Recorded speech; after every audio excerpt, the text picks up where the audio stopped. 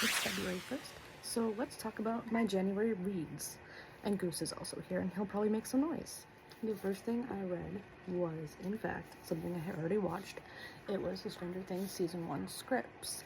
So, I was actually disappointed by the finale, but not that it was horrible, it was just mid. But rereading the scripts instead of like watching it from season 1, it's just such a like great storytelling, and I really enjoyed reading it instead of watching it. And it's nice that I had already watched it because I could picture it in my mind as I read the scripts. So, and I'm a screenwriter, so reading scripts very much something I enjoy doing. My second read of January was The Haunting of Hill House by Shirley Jackson, which was a very good horror story. I would say, though, that I wasn't very scared. I do think the psychological horror of it all was very good, well written, and very interesting. And I still haven't watched the Netflix original, so I have that to look forward to with this book. I did finish this while on vacation, so it took me, a few days, but very much enjoyed it. I was sucked in.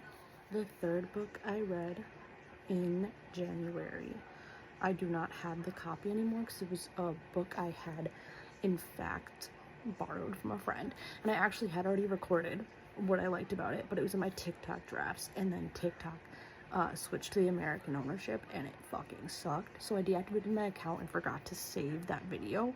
So I don't have it with me, but it was Yellowface by R.F. Kuang.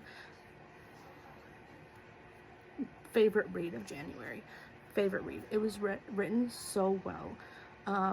The way that it had me empathizing with the main character, even though the main character was super, super problematic, it had me to have to remind myself that I'm not on her side, because I was never on her side.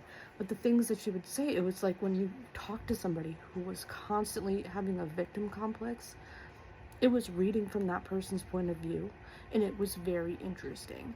And this little tidbit that was really, really interesting to me, and if you're still listening to me, I'm about to say a spoiler if you haven't read the book, but if you read the book, you might have noticed this too and really enjoyed this little detail. It was such a small detail, but I noticed it. Early in the book, the main character, June, she goes to Starbucks before she's teaching a class of high schoolers like creative writing, and she gets a very berry refresher.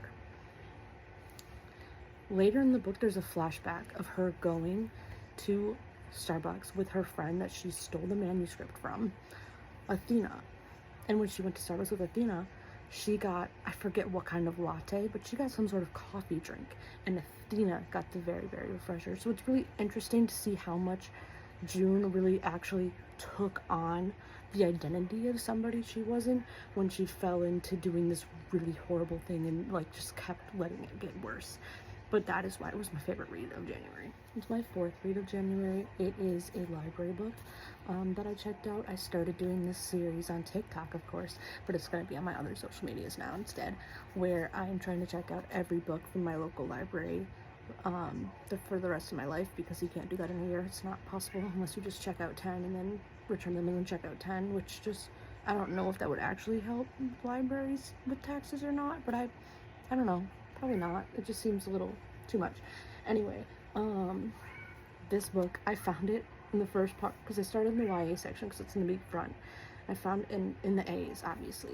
This is the first book I found, which was very interesting to me because I just finished watching Attack on Titan in December, like end of December, and I really enjoyed it, and I thought it was really great storytelling. And this is an official novel.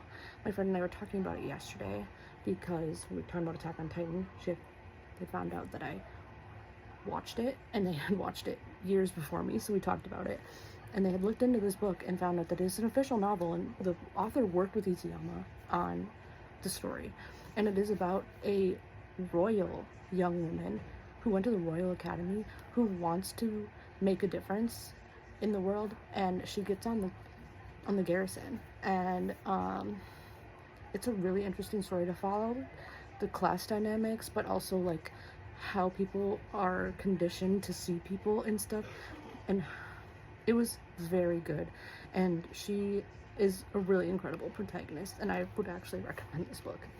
I'll be back on March 1st with my February read.